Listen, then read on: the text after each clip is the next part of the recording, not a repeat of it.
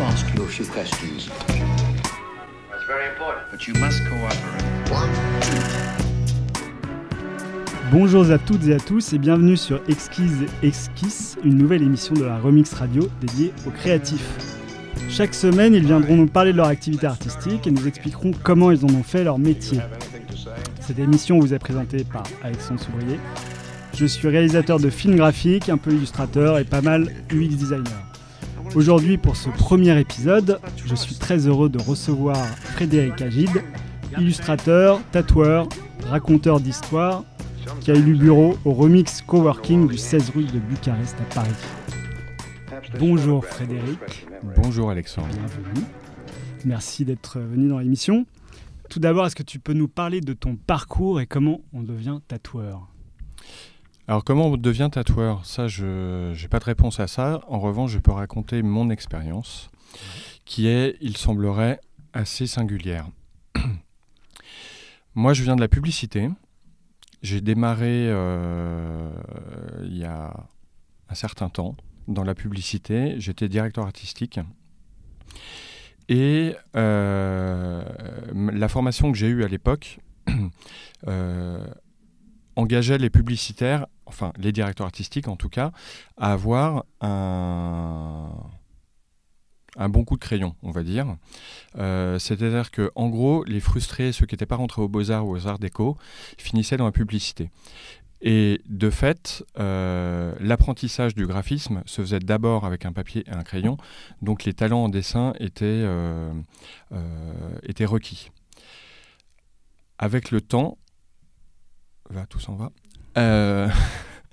on a fait évoluer ces métiers-là, et notamment avec l'arrivée de la PAO au début des années 90, qui ont fait que le dessin était moins important et était un passage qui était plus facilement contournable qu'un petit peu avant.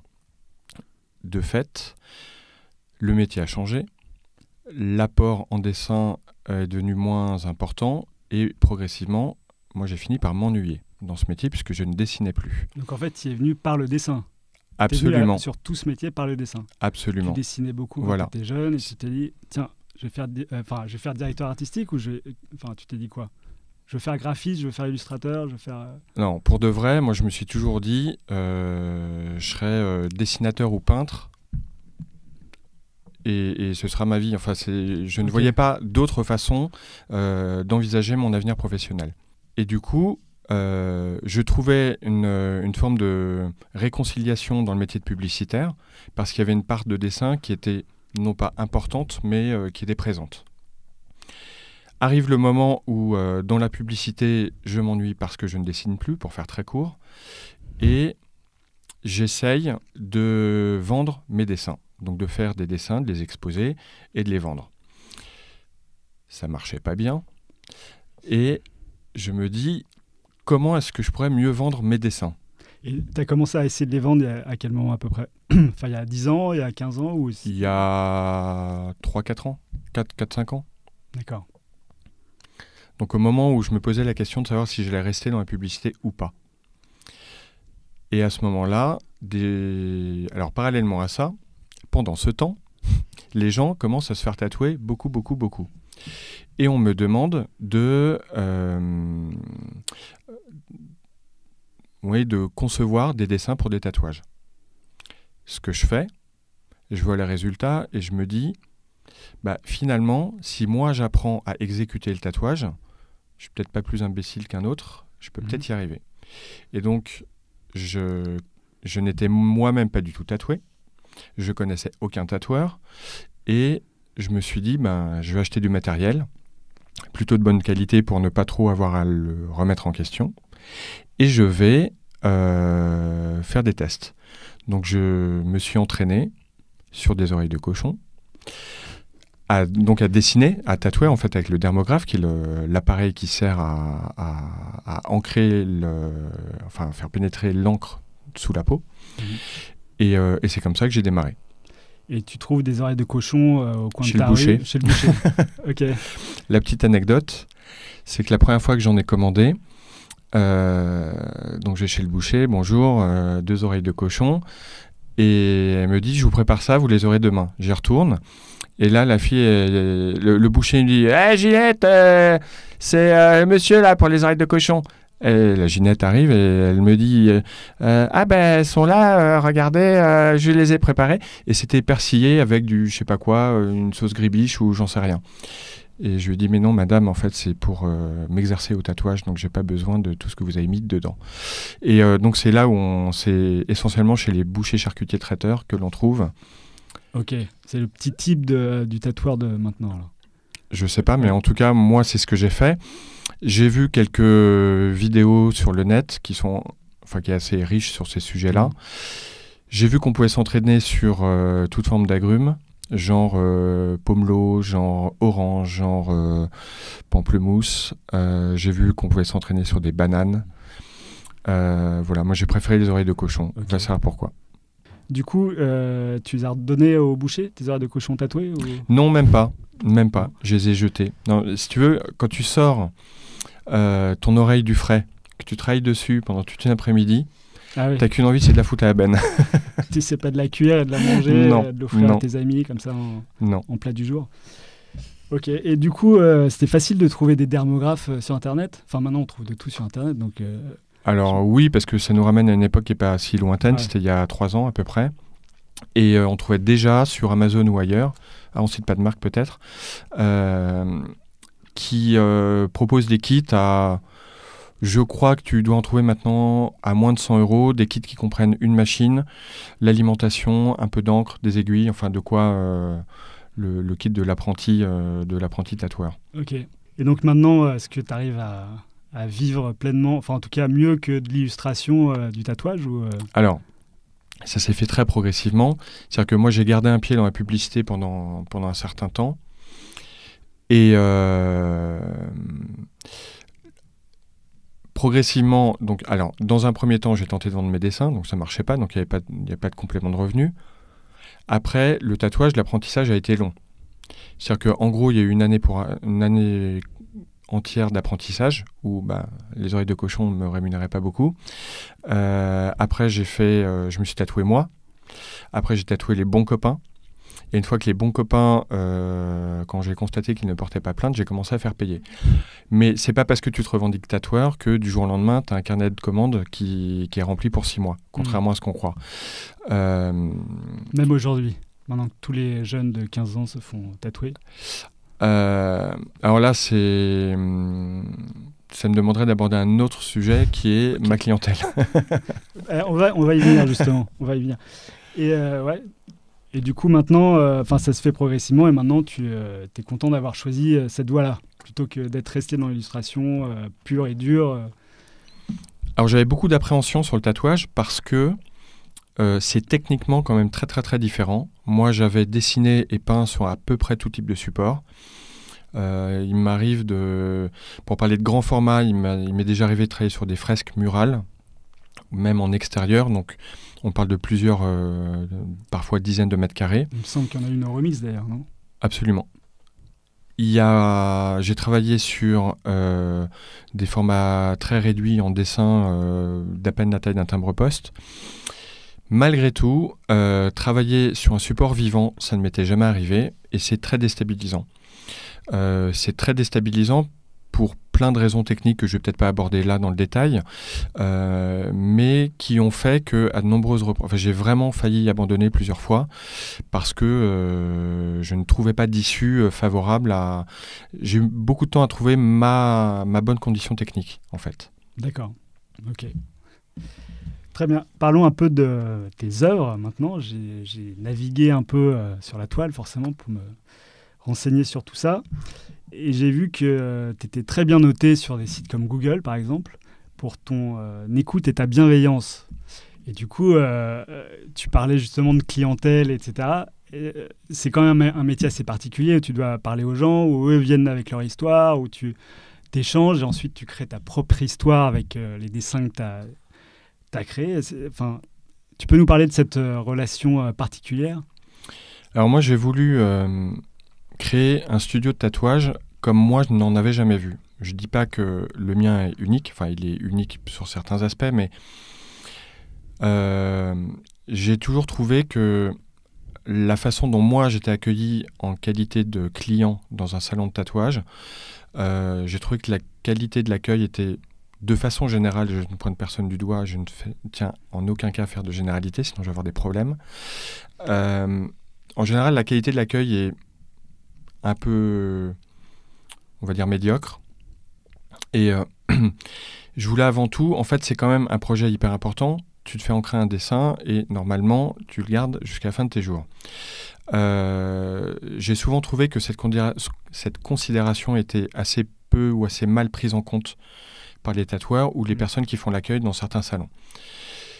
Moi, j'ai tenu absolument à... Enfin, je tiens encore aujourd'hui, heureusement, à faire en sorte que de passer plus de temps à travailler ensemble avec mes clients sur le projet à venir que sur l'exécution en tant que telle, c'est la partie technique, on va dire, du tatouage. Pour les raisons que j'ai évoquées tout à l'heure, à savoir que c'est un projet quand même à très très long terme et qui ne doit pas se prendre à la légère. C'est la raison pour laquelle, par exemple, je ne tatoue personne en dessous de 20 ans. Parce que je considère qu'en dessous de cet âge-là, tu as encore le temps de la réflexion pour te faire ancrer, du moins chez moi, parce que moi je travaille sur des pièces d'une certaine taille et qui demandent d'avoir au moins un minimum de vécu pour avoir quelque chose à raconter. Voilà. Mais la partie, effectivement, comme tu le dis, écoute, est pour moi et pour le client, effectivement, primordiale. Sur tes tatouages en eux-mêmes, ils contiennent pas mal d'humour et de poésie. Est-ce que c'est les clients qui viennent avec leur idée et tu leur donnes un peu de ta créativité à toi, ou est-ce qu'ils viennent avec aucune idée préconçue et tu leur balances plusieurs dessins ou tu as un catalogue avec des dessins qui sont déjà faits et ils choisissent dedans Alors tout est possible et c'est extrêmement variable. Soit une personne a une idée assez précise. Je peux citer un exemple récent. On vient de me demander de faire à ma façon un portrait de France Gall avec un petit bandeau de texte qui dirait « Résiste ». Donc ça, c'est un brief qui est très précis. C'est-à-dire que moi, mon travail fait que jamais je ne ferai une pâle copie de Feu France Gall. En revanche, je ferai un personnage qui aura les traits habituels de mes personnages et la façon dont je vais la croquer laissera penser immédiatement qu'on a affaire à France Gall. Après, il y a des gens qui viennent me raconter des morceaux d'histoire qui sont parfois des passages de leur histoire assez douloureux.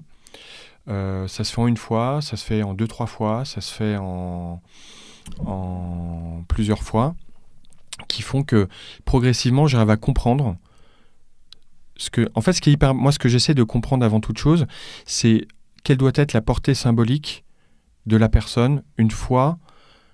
Qu'est-ce qui fait que cette personne, avant d'avoir son tatouage, se dit je ne l'ai pas encore, mais je peux déjà me dire que je ne pourrai plus jamais vivre sans. Parce qu'en même temps, il y a une sorte de lapalissade, puisqu'une fois que tu es tatoué, c'est raté. Enfin, c'est raté. Tu peux plus t'en passer, pour le coup. Mais il faut que quitte à avoir quelque chose qui reste à vie, autant que ce soit quelque chose qui soit un complément d'identité, on va dire. Ouais. Voilà.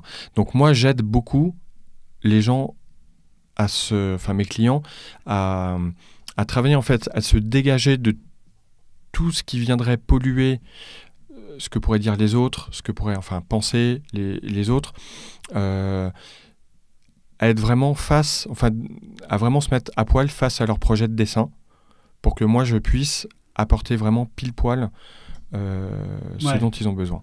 Après, c'est dur de connaître l'avenir de qui que ce soit. Si ça se trouve, le dessin, tu l'aimes maintenant, et tu te dis, dans 10 ans, peut-être que je l'aimerais plus.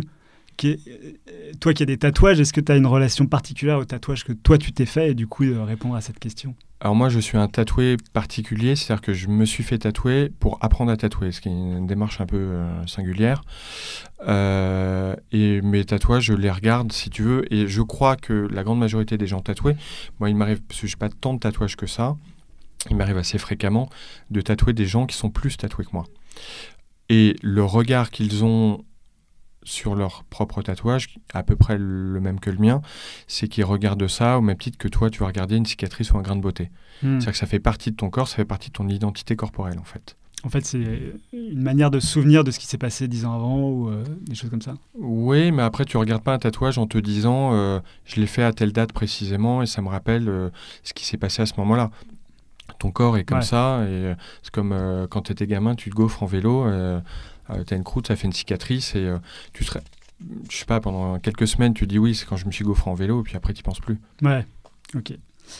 Tu as plusieurs roues à ton carrosse, parce que quand on va voir ton site, il y a ce que tu appelles ton travail, et on voit beaucoup de dessins caricaturaux et de choses qui parlent de ton discours sur l'hypocrisie, le mensonge, des choses comme ça. Enfin, ça apparaît beaucoup sur ton site. Et en même temps, tu as tes tatouages que tu tatoues sur les gens. Mmh. Et en même temps, tu as d'autres projets comme tes tarots ton tarot de Marseille. Mmh.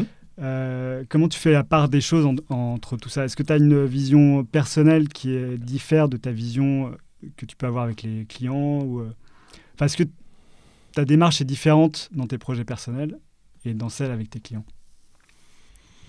La démarche, elle est commune. En revanche, dans le cadre d'un tatouage, enfin pour un tatouage, on est dans le cadre d'une commande. Même si, en réalité, il y a deux types de tatouages. Il y a la commande, donc ce que je disais tout à l'heure, par exemple le portrait de France Gall, et il y a ce qu'on appelle les flashs, ou flash tattoo. Ce sont des projets, en fait, c'est... Toi, tu fais des flash tattoo? Oui, par exemple, la série des tarots, c'est une série de flash tattoo. Et en fait, c'est quoi un flash tattoo exactement? Alors, je vais t'expliquer. Un flash tattoo, c'est un dessin que je fais moi en amont et que je suggère. Et d'accord. En gros, c'est pas en gros, c'est premier arrivé, premier servi. C'est-à-dire que le premier qui l'achète pourra se le faire ancrer. Donc tu garantis l'unicité de tes œuvres. S'il y en a un qui se les fait... Tous, quoi qu'il arrive. D'accord. Quoi qu'il arrive. L'avantage du tarot, il y a des cartes que j'ai faites plusieurs fois parce que il y a une telle portée symbolique de la carte de tarot que tu peux changer un ou plusieurs éléments qui vont complètement, non pas changer le sens, mais permettre d'ajuster la portée symbolique auprès de la personne qui va porter cette carte. D'accord, donc il y a des symboles qui diffèrent d'une carte à l'autre sur une même carte, lune, soleil. Alors, on peut changer des petites choses sur une carte qui vont faire que je pourrais tatouer, j'allais dire 100 fois, peut-être pas 100 fois, mais au moins 10 fois une même carte, en ayant à chaque fois en changeant un petit détail à chaque fois, qui fasse que chacune des 10 personnes aura un tatouage différent. Ok.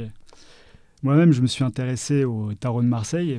Et quand tu commences à rentrer là-dedans, il y a tellement de choses à voir sur la symbolique de la carte. Il y a même des guerres entre des gens qui pensent que la symbolique date d'il y a 3 siècles ou d'autres qui pensent que... Voilà. Toi, tu as une vision particulière sur la symbolique de ce que tu vas mettre dans chaque carte? Oui, alors moi, j'essaie dans un premier temps de respecter au mieux, au moins d'un point de vue graphique et donc symbolique, ce que représente le tarot de Marseille tel qu'il a été conçu initialement. Je ne sais même pas quand c'était. Tu as une référence de carte qui a déjà été faite? Qui est le tarot de Marseille classique. Après, je vais puiser dans d'autres. J'aime assez le tarot je crois qu'on dit Wirth, enfin, c'est la version du tarot de Marseille anglo-saxonne, avec des noms de cartes qui ne sont pas toujours les mêmes, avec des symboliques qui ne sont pas tout à fait identiques non plus. En revanche, j'adapte aussi à ma vision du monde, ma vision d'artiste, qui font que mes cartes, alors typiquement, quand je publie sur Instagram notamment, j'ai souvent un certain nombre de commentaires et notamment de tarologues, je ne sais pas si on dit, aguerris, des gens qui connaissent bien, en tout cas, voire qui carrément tirent les cartes ou sont je ne sais pas si on peut dire des professionnels de la cartomancie ou de la tarologie, qui me disent attention, tu as mis ça, tu as fait ça, c'est pas tout à fait comme ça, sachant qu'il n'y a pas de police, si je puis dire, du tarot, et que chacun, demain, on peut tous créer un jeu de tarot à partir du moment où chacune des cartes est cohérente par rapport aux autres. Voilà ce que je peux dire. Et on est capable de de raconter la symbolique qu'il y a dans chaque carte. Alors maintenant, sur les miennes, je peux. Alors sur le Marseille aussi, puisque j'ai d'abord potassé le Marseille avant de concevoir mes propres cartes. Mais c'est l'esprit. Ok, et est-ce que toi, tu tires les cartes ? Pas du tout. C'est marrant pour un tatoueur de faire un tarot de Marseille, parce qu'en fait, tatoueur, c'est un pari sur l'avenir que tu fais. Tu fais des dessins qui vont durer jusqu'à la fin de la vie. Et du coup, le tarot, enfin, je viens d'y penser là maintenant, ça me paraît assez marrant. Alors, ce qui est assez rigolo, c'est que... Enfin, rigolo, ou étrange, on va dire, plutôt, c'est que la personne qui se fait tatouer une carte, il y a une portée symbolique de la carte au moment, sachant qu'on ne regarde jamais une carte seule. Ça, je l'ai appris, c'est quelqu'un qui tirait la carte qui me l'a enseigné. Tu ne peux pas isoler une carte de tout le jeu. Tu ne peux pas faire un tirage avec une seule carte. C'est-à-dire que les gens qui se font tatouer une seule carte prétendent que cette carte a une portée symbolique importante pour eux. En revanche, c'est quelque part une aberration pour quelqu'un qui tire les cartes, dans la mesure où la carte seule ne signifie rien du tout.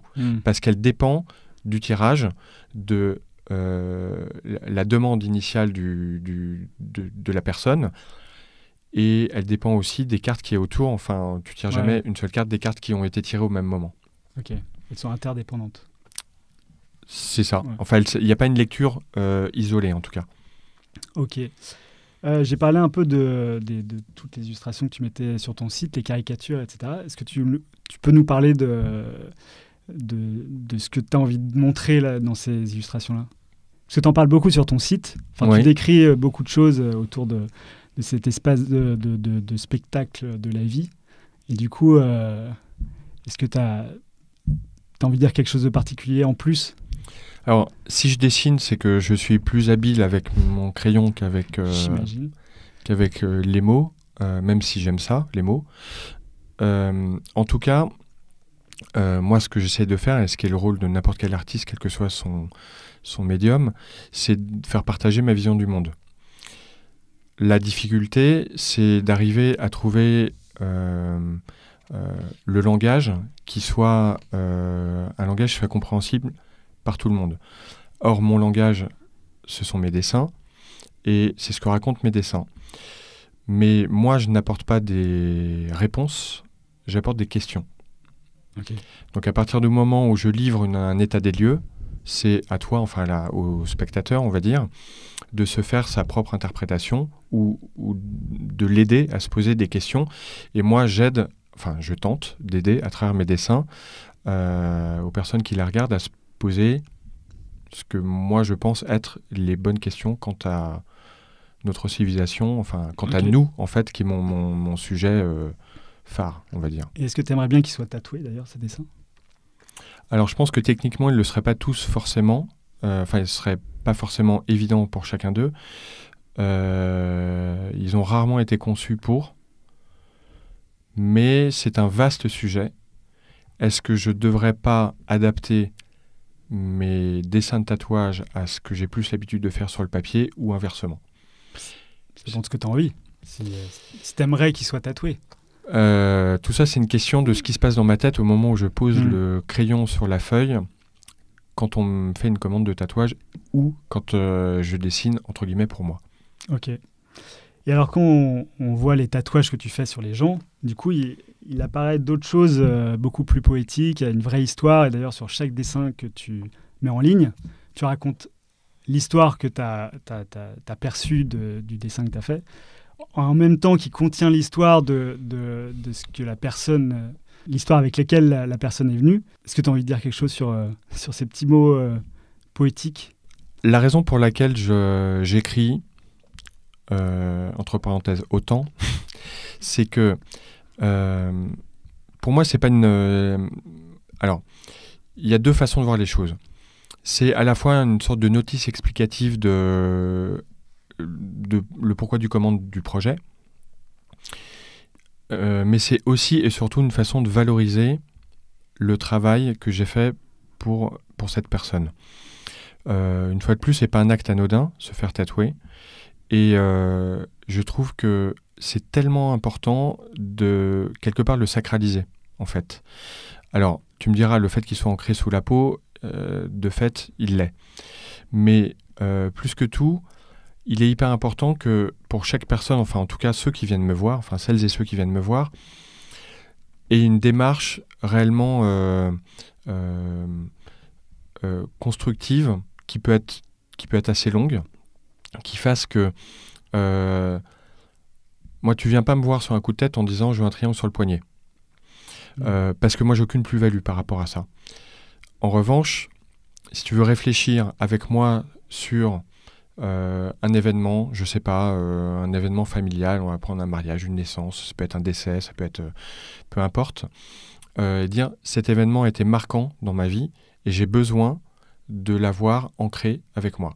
J'ai eu le cas très récemment d'une connaissance qui m'a appris que son frère s'était donné la mort quand il avait 16 ans. Et en fait, son frère est toujours présent, mais il a besoin de le sentir tout le temps là.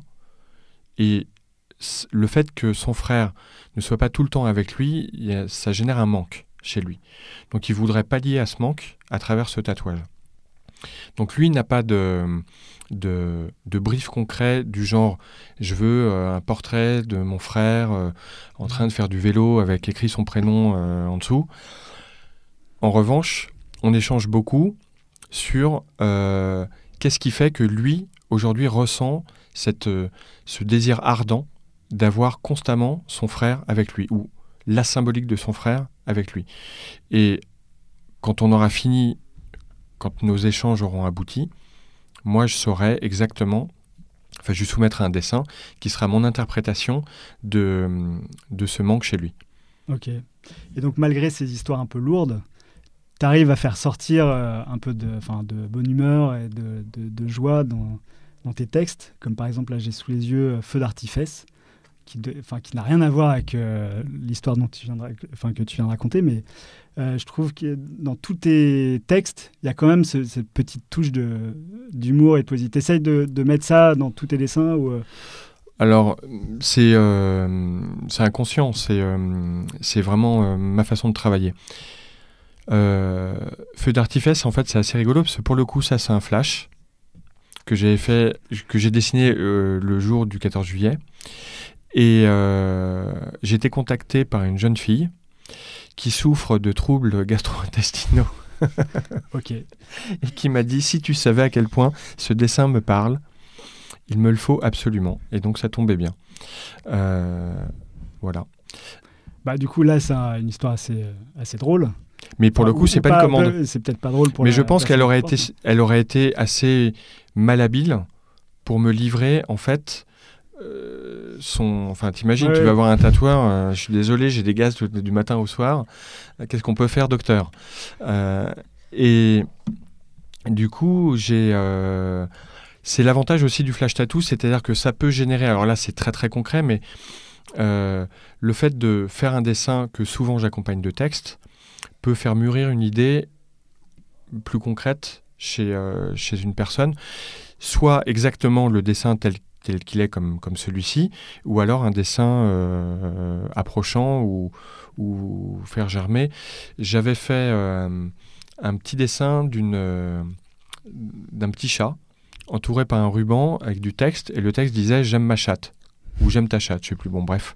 Et j'étais contacté par un type qui voulait la même chose avec son chien. C'était pas sa chienne, heureusement. Et donc, on a fait le tatouage avec le nom du chien.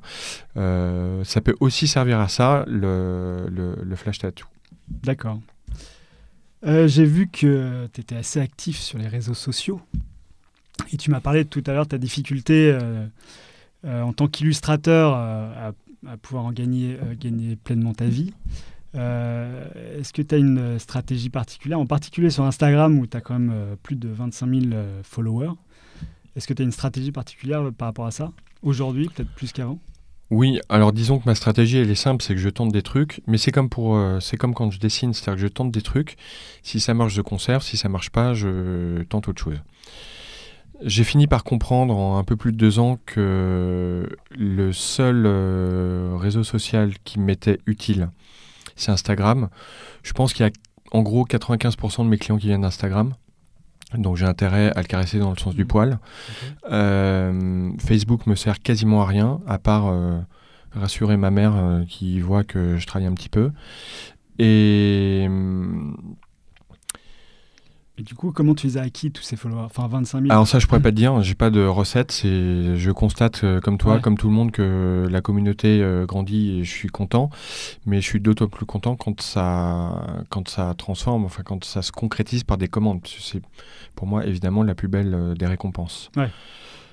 Et du coup, comment tu te fais connaître à part les réseaux sociaux? Enfin, peut-être que les réseaux sociaux, c'est ta principale source de clientèle. Alors oui, après, il y a aussi le bouche à oreille qui fonctionne pas mal. Alors, il y a le bouche à oreille en ligne, mais aussi le bouche à oreille physique, qui fait que il n'est pas rare que des gens que j'ai déjà tatoués reviennent se faire tatouer ou m'amènent un copain, un cousin, un frère, une femme. Ouais. T'as beaucoup de premiers tatouages, d'ailleurs? Ou c'est, J'en ai beaucoup. Alors ça, c'est essentiellement lié au fait que je suis assez atypique dans la sphère tatouage. Alors chaque année, d'ailleurs c'est bientôt, c'est au mois de mars, moi je vais au mondial du tatouage, faire de l'espionnage industriel. Et c'est quand même assez rigolo parce que... Alors, autre anecdote. Quand j'ai fait pour exercer le tatouage, il n'y a pas besoin de diplôme en France, enfin ni même ailleurs je crois. En revanche, il faut être en règle avec l'administration sanitaire, qui s'appelle l'ARS, qui est l'autorité régionale de santé, qui concerne toutes les professions médicales et paramédicales, et donc les tatoueurs. Et en gros, c'est un stage de quelques jours qui t'aide à savoir exactement comment assainir ton lieu et faire en sorte que les gens ne repartent ni avec la peste, ni le choléra. Et à ce stage, on devait être à peu près 25. C'est un tronc commun piercing tatouage. Et là, franchement, je me suis senti complètement à part de tous ces gens qui venaient faire le stage, où même les filles, franchement, elles faisaient peur. Pourquoi elles étaient toutes tatouées? La caricature du tatoueur, c'est-à-dire des tatouages jusqu'aux phalanges, qui remontent le long du cou, la nuque, sur les paupières. Ce qui n'est pas un drame en soi, mais c'est très très très caricatural. D'autant que, comme quand je travaillais dans la publicité, on est tous en t-shirt, jean, basket. Ce sont les codes un peu de la profession. Et c'est vrai que il n'est pas rare que des clients, quand ils viennent me voir au remix, je viens ouvrir la porte, parce qu'ils ne peuvent pas venir à moi directement puisqu'il n'y a pas de vitrine, ils me disent « Mais c'est vous le tatoueur ?» Qui plus est, alors moi j'en ai sur les bras, donc quand je suis en t-shirt ça passe. Pour peu que je porte un sweat ou un pull, là, dès que tu n'as pas un tatouage qui dépasse, tu n'es pas identifié comme tatoueur. Tu n'es pas légitime dans une certaine mesure. Ok. La question qui tue, où est-ce que tu trouves ton inspiration? Mon inspiration, en fait, c'est l'être humain. L'être humain? C'est mes contemporains. J'observe les gens et ils m'inspirent. D'accord. Il n'y a pas des artistes en particulier ou des... Après, moi, j'ai une formation artistique, donc forcément, dans mon apprentissage, il y a des artistes qui ont plus ou moins retenu mon attention. Et... en fait, ce sont plus les gens qui analysent mon travail qui me disent « Tiens, ça me fait penser à... » On me sort souvent Egon Schiele, parfois Klimt, enfin beaucoup l'expressionnisme allemand ou viennois des années 20. Je suis assez en phase avec ça. Après, je me dis pas « Tiens, je vais faire comme Klimt ou comme un tel. » Je fais, et le fait est que peut-être que cette inspiration, elle est naturelle, elle est induite parce que j'ai une affinité peut-être plus particulière avec ces artistes-là. Ok. Est-ce que tu as des projets personnels aujourd'hui, à part les cartes de tarot dont on a parlé tout à l'heure? Alors, les tarots, c'est bientôt terminé, puisque j'avais prévu de faire les 22 arcanes majeures et je publierai ce soir la 21e. Donc il reste une semaine. C'est toutes les semaines une carte? C'est tous les jeudis. J'ai été contacté par un éditeur ésotérique qui souhaiterait faire éditer un jeu ou un livre ou les deux. Donc il y a de fortes chances pour que à partir de ces tarots. À partir de ces tarots, bon, qu'il faudra retravailler un petit peu. Il faudra probablement que du coup je décline sur les arcanes mineures, enfin que je fasse tout un jeu. Et donc ça risque d'être un gros morceau, parce qu'il y a quand même quelques cartes, sachant que j'ai mis 22 semaines pour faire les 22 arcanes majeurs. Et ça dure, une arcane, ça te dure combien de temps? C'est une journée de travail, une semaine? C'est extrêmement variable. Non, pas une semaine, mais ça se fait en plusieurs étapes. D'abord, je recueille un maximum d'informations sur la carte, sur sa symbolique. Donc ça, c'est une sorte de travail comment dire, comme si j'allais dans une bibliothèque, sauf que maintenant on a tout sous la main, mais pour comprendre en fait ce qu'elle signifie. Ensuite, je regarde comment moi je peux me l'approprier graphiquement. Donc là, je vais chercher dans les différents tarots. En gros, moi, j'ai 3 grandes sources d'inspiration, c'est le Marseille, le Paris et le Wirth. Une fois que j'ai analysé ce que je pouvais en faire et comment je pouvais le traduire, je fais un premier croquis et ensuite je fais le dessin définitif. Ça me prend en gros une journée. Le tout cumulé, ça me prend à peu près une journée. Ok. Donc les arcades mineures, je ne sais pas combien il y en a des arcades mineures. Eh bien, moi non plus. Okay. Je l'ai su et voilà, je suis tellement concentré sur les 22 que en fait je veux pas trop savoir combien il me reste de cartes à faire, mais en gros une cinquantaine si je veux faire un jeu complet. Je crois que c'est ça, c'est 54 plus 22 voire un peu plus même. Et quand tu as commencé, c'était la finalité que tu souhaitais avoir pour ces cartes, qu'elles soient imprimées, pas du tout, qu'elles soient jouées? Non. En fait, je trouvais, je sais pas, ce jeu de tarot m'a appelé à un moment donné. En fait, un client m'a fait une demande un jour de tatouer la carte de la Lune. Je sais plus si c'est 11, 12 ou 13. Et ça m'a beaucoup plu de travailler sur ce projet. Et du coup, je me suis dit, plutôt que de proposer des flashs qui ont ni queue ni tête, autant leur donner du sens et créer une sorte de rendez-vous régulier avec ma grande communauté et leur dire tous les jeudis c'est tarot, et donc depuis 21 semaines tous les jeudis je publie une carte de tarot. Ok. Et du coup dans ton quotidien, est-ce que tu as une discipline particulière? Tu l'as pour ces cartes de tarot de fête, puisque tous les jeudis il faut que tu en produises une. Mais est-ce que les autres jours de la semaine, tu t'imposes une discipline pour pouvoir avancer tous les jours? Oui. Est-ce que je la respecte? Pas toujours. En fait, c'est très modulable et c'est extrêmement variable. Alors moi, j'ai une façon de travailler qui est assez particulière, c'est que je travaille vraiment tous les jours. Je prends très très peu de vacances. C'est pas pour dire attention, je travaille comme un dingue. Et c'est que en fait, j'ai pas de vie professionnelle et de vie privée. Il y a ma vie dans laquelle il y a des événements privés et des événements un peu plus professionnels.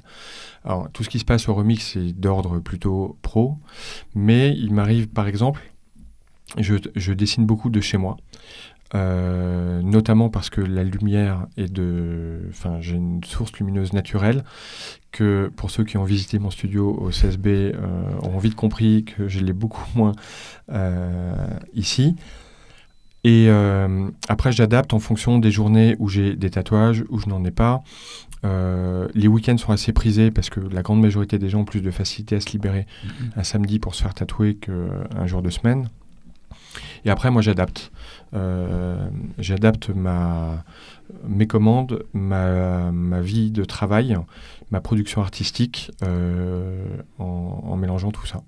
Quand on te commande un tatouage, quand tu fais un tatouage dans la journée, après, quand tu n'en as plus, tu continues l'illustration et faire tes projets perso.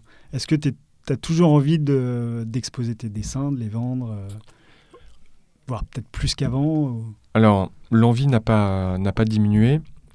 Or, mon travail évolue beaucoup ces derniers mois. Et je ne crois pas que ce soit le bon moment pour avoir un projet d'exposition, parce que je pense que il y a une mutation trop importante qui s'opère pour que je puisse figer quelque chose de tangible aujourd'hui. Donc on va laisser les choses se faire, on va finaliser le tarot, faire d'autres choses, et progressivement ça va se fixer. Petit aveu ou gros aveu, depuis quelques semaines, je subis une panne d'inspiration mais monumentale qui fait que je dois refaire mes dessins, mais je ne sais pas combien de fois. Et c'est en général les dessins les plus simples qui subissent les plus grosses, qui génèrent les plus gros doutes en fait. C'est justement ma question suivante.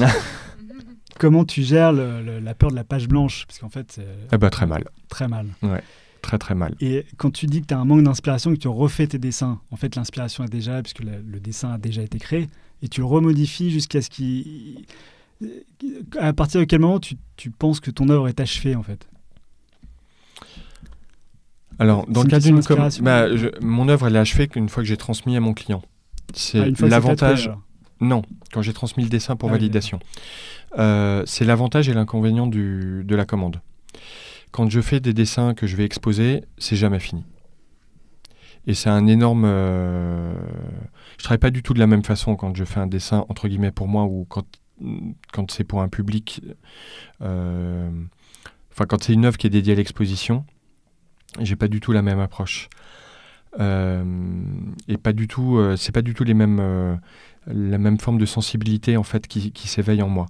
La commande, c'est différent, d'autant que pour avoir fait du graphisme pendant des années, c'est assez similaire. C'est-à-dire que quand on me commandait un logo et que je devais fournir, je sais pas, X propal la semaine d'après, aujourd'hui, quand on me demande un tatouage et que j'ai quelques jours, semaines, mois pour proposer un dessin, ça ressemble beaucoup, en fait, comme méthode de travail à celle que je connaissais quand j'étais graphiste indépendant.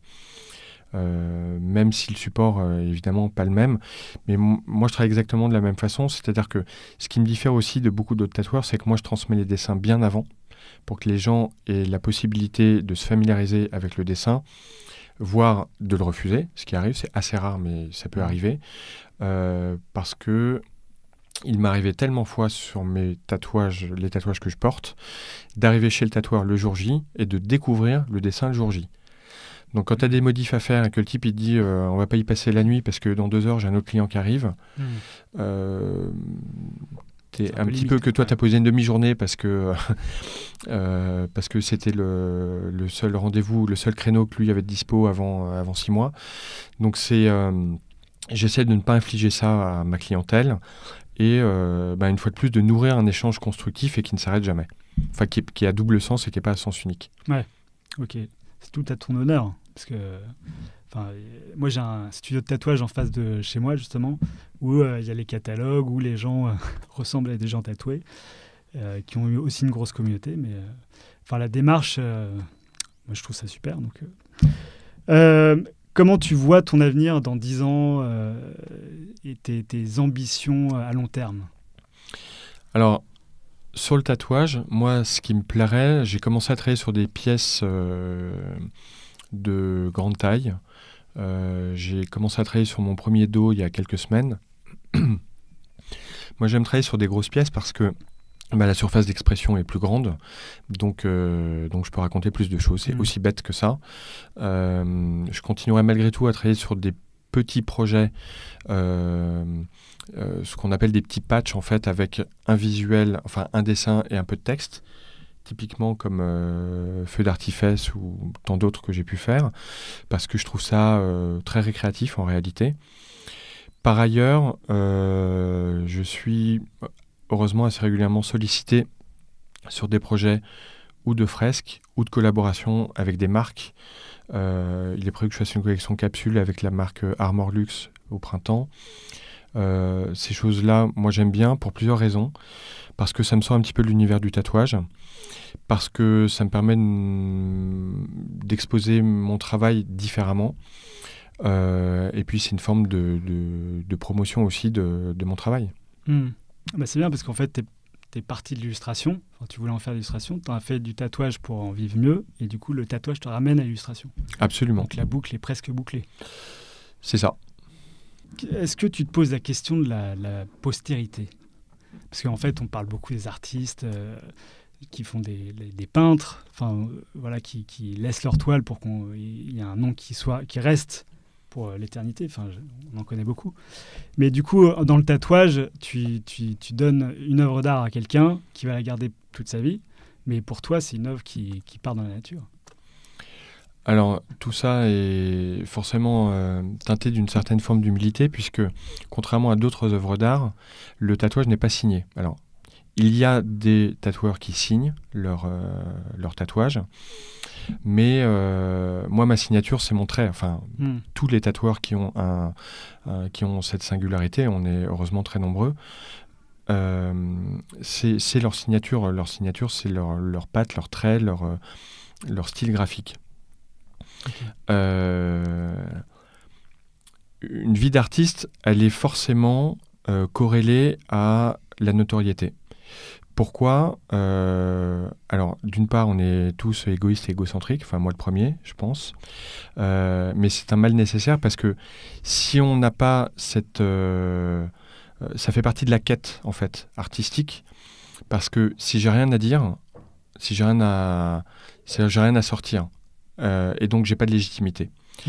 Et la notoriété, elle est indispensable puisque si personne me connaît, si personne ne voit mon travail ne sert à rien, enfin, ou n'a pas lieu d'être en réalité. Donc c'est quelque part une condition sine qua non. Enfin, que dirais-tu à des gens qui ont envie de se lancer soit dans l'illustration, soit dans le tatouage ? Rigueur. Ok. Et la dernière question, est-ce que tu aurais un livre, un film, une musique, un jeu vidéo, n'importe quoi, qui t'a vraiment beaucoup inspiré récemment ou même qui t'a fait te lancer dans ton projet d'illustration et de tatouage ? Alors, j'ai découvert dans un autre univers artistique qui est celui de la chanson. J'ai découvert il y a quelques mois une artiste qui s'appelle Guy Drey, que j'apprécie énormément. Et à un point tel, j'étais la voir en concert cet hiver, enfin c'est toujours l'hiver, mais il y a quelques semaines, et je lui ai proposé de lui faire un clip sur un album qu'elle doit sortir au mois de mars. Elle a accepté, alors on en pour parler pour l'instant, sur les détails notamment techniques, mais je vous encourage très vivement. Alors Guy Drey, ça s'écrit, c'est une jeune fille d'origine, elle n'est pas d'origine, elle est lituanienne, bien qu'elle vive en France et qu'elle parle français mieux que toi et moi. Ça s'écrit G-I-E-D-R-E. Je l'ai vu écrire sur ta feuille et c'était pas ça. Alors âme sensible, s'abstenir, hein, je préviens. Ah. Voilà. Mais moi, c'est quel genre de musique ? Ceux qui me connaissent, quand ils écouteront Guy Drey, ils comprendront que ça me va très très bien. Mais c'est quoi ? C'est du heavy metal ou du... Ah, pas du tout, non, c'est de la chanson, on dirait des comptines pour enfants. Ce sont les textes qui font la différence. D'accord. Okay. Elle dit notamment, je ne vais pas le chanter parce que j'ai une voix atroce, elle dit non, ne croyez pas que le monde soit un gros caca. Regardez, on a planté des fleurs, c'est ce qu'on appelle le bonheur. Parfait. Si ça, c'est pas une phrase de fin. Bah écoute, merci beaucoup Frédéric d'être venu dans cette première émission. Merci à toi de ton accueil. Et j'espère qu'il y en aura d'autres bientôt. À bientôt, à toutes et à tous. You know me. You know me. Voilà, c'est fini pour aujourd'hui. Si vous êtes arrivé jusque-là, c'est que l'épisode vous a sans doute plu. Alors n'hésitez pas à le partager, en parler, le commenter ou m'envoyer un mail sur alex@moonpalace.fr, ce qui m'aidera à poursuivre ces entretiens. Merci et à dans 2 semaines pour un nouvel épisode. Ciao. You don't understand. I absolutely refuse.